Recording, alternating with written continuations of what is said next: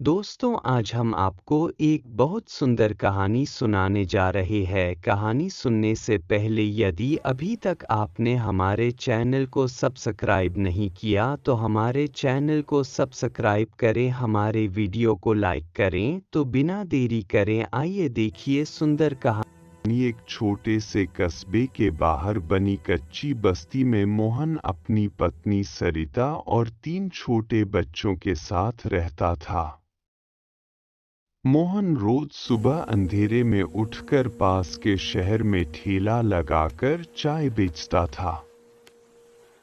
ठेले का सामान भी उधार का था और जगह का किराया भी रोज देना पड़ता था।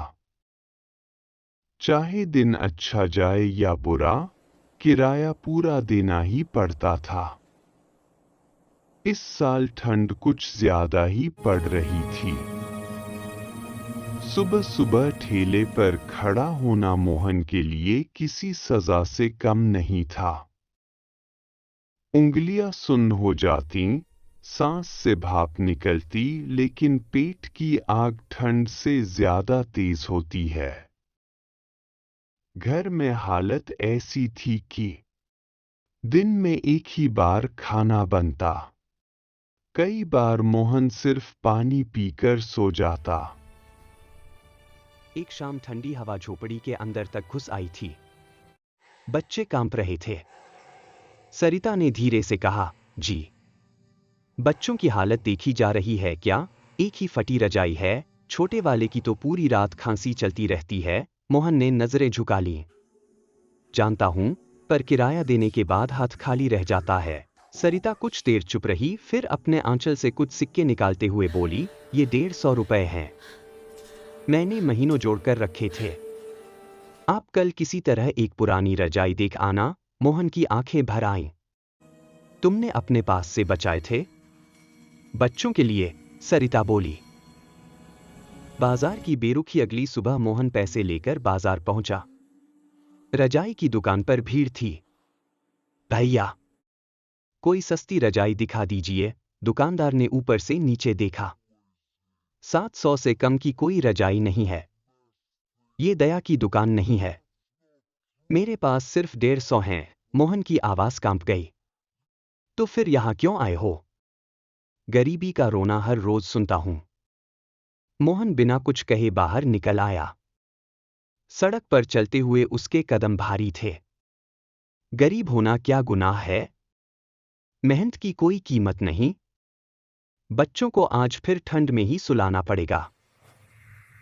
रास्ते में मिली अजनबी मां चलते चलते मोहन ने देखा, एक बुजुर्ग महिला सड़क किनारे बैठी कांप रही थी। पैरों में चप्पल भी नहीं, शरीर पर सिर्फ एक पतला सा कपड़ा। मोहन आगे बढ़ गया, फिर रुक गया।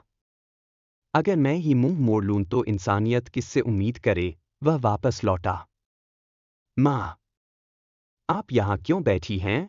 बुजुर्ग की आंखों से आंसू बह निकले। बेटा, बेटे ने कर्ज के बदले घर बिकवा दिया।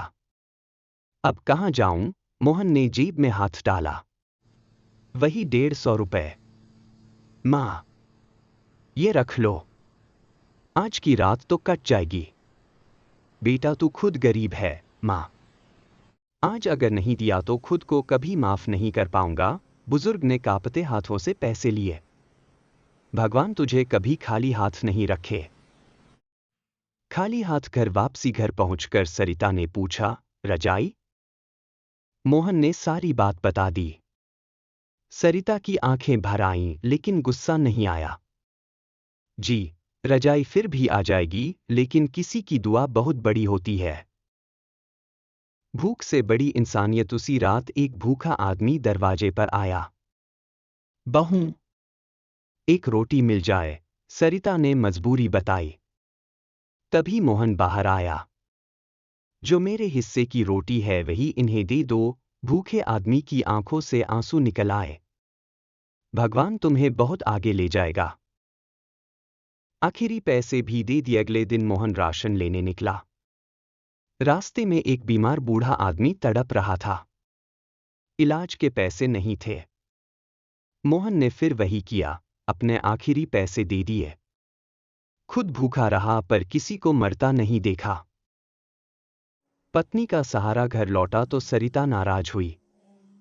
फिर बोली, आप गलत नहीं है, लेकिन बच्चों की जिम्मेदारी भी हमारी है। उसने अपनी नथनी उतार दी। इसे गिरवी रखाइए। मोहन की आंखें झुक गईं। तुम बहुत बड़ी हो। उसी रात का चमत्कार। उसी रात दो चोर सिपाहियों से बचते हुए मोहन की झोपड़ी में घुसे, सोने की थैली वहां छोड़कर भाग गए। अब सुबह की रोशनी हुई। जब सुबह देखा, सुबह मोहन ने उस थैली खोली, सोने के सिक्के ही सिक्के थे। सरिता रो पड़ी। भगवान देर करता है पर अंधेर नहीं। मोहन ने हाथ जोड़ लिए और कहा, जब भूखे थे तब किसी को भूखा नहीं लौटाया, और उनके पास भी खाने रहने के लिए बढ़िया जगह हो गई। इस कहानी से यह संदेश मिलता है, जो इंसान ठंड में भी दिए जलाए रखता है, उसकी ज़िंदगी में अंधेरा नहीं होता। यदि कहानी पसंद आई हो दोस्तों, तो हमारे चैनल को सब्सक्राइब कीजिए, हमारे वीडियो को लाइक कीजिए और अधिक से अधिक संख्या में शेयर कीजिए। और कहानी कैसी लगी कमेंट में ज़रूर लिखिए। श्री शिवाय नमस्तुभ्यम।